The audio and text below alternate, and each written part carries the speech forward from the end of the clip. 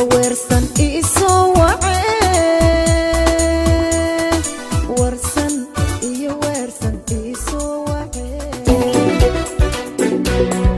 وصو وعين ورسن ورسن وصو وعين. بسم الله الرحمن الرحيم. السلام عليكم ورحمة الله وبركاته. كلنتي وعن قيارتها هودا naga daawanaysa meel kasto aad nagala socotaan. halkani waa barta fikirka iyo fogaan araga ee fogaanarag.com.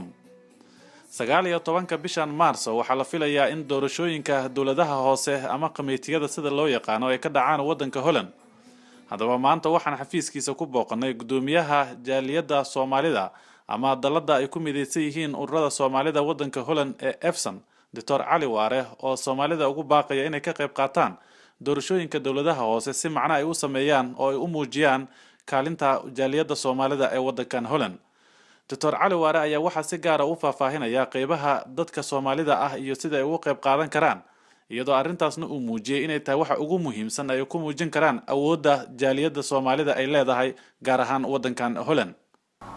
sida la socotaan wadanka Holland waa wadan dimuqraadi ah taasoo macnaheedu yahay in shacabku ay dooran karaan dadka iyaga go'aan ku gaaraya oo ay leeyihiin shacabkaadi jeel awood ugu sareysa.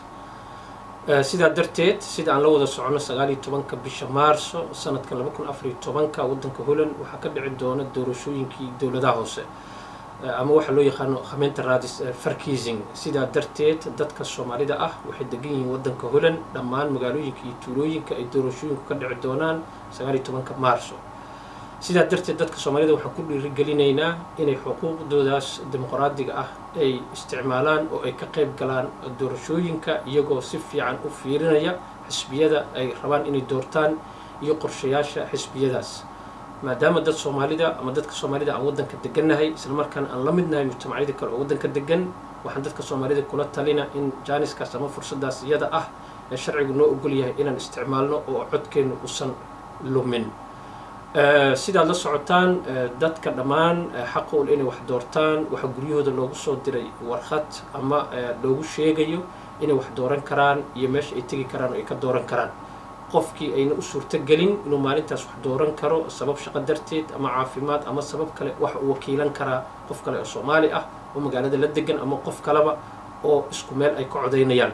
mar kale waa ku celinaynaa arrintaas iyada ah waa muhiim waayo codka Soomaalida haddii la isku geeyo wuxuu sameyn karaa macne. dadka Soomaalida waxaan kula talinaynaa in magaalooyinka ay degan yihiin ay isku waramaan oo iskaashadaan oo ay si wada jir u fiiriyaan xisbiyada iyo qorshayaalkooda isla markaana ay wax doortaan.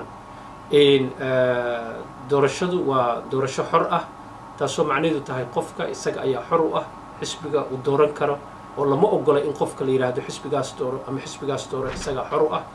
tan kalena doorashadu waa sir taasoo looga dan leeyahay marka aad gasho qolka aad wax ku dooranayso cidna ma oga cidda aad dooratay adiga kaliya baa og.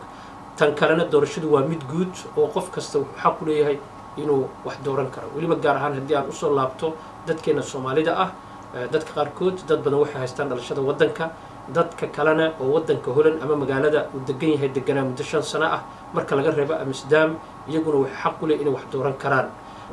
Amsterdam dadkii deganaa 3 sano iyagu waxbay dooran karaan oo marka loo fiiriyo nidaamka doorashada iyada waxbaa laga bedelay oo waa arrin ka duwan. marka arrintaas waa muhiim codka Soomaalidu yuusan lumin. dadku waa inay wax doortaan waa inay xuquuqdoodaas dimuqraadiga ah ay isticmaalaan. waa mahadsantiin.